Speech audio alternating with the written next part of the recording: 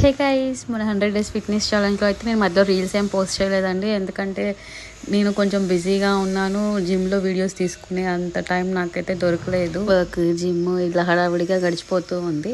ఫైనల్గా అయితే మన 100 డేస్ అయితే అయిపోయిందండి. వెయిట్ ఏమైనా తగ్గాను అనుకుంటున్నారా, లేదు అలాగే ఉన్నాను అనుకుంటున్నారా? ఫుడ్ అయితే నేను ఫస్ట్లో అయితే కంట్రోల్ చేయలేదు. మొత్తం చేసిన వీడియోలో అయితే నా వెయిట్ రివీల్ చేయలేదండి. ఇప్పుడు అది కూడా ఇందులో యాడ్ చేశాను. ఈ వీడియోలో అయితే వెయిట్ చూసుకోవచ్చు, వేరియేషన్ తెలుస్తుంది. నేను అనుకున్న వెయిట్ అయితే రాలేదండి, కానీ వెయిట్ అయితే రెడ్యూస్ అయ్యాను. సో దానికైతే హ్యాపీగా ఉన్నాను.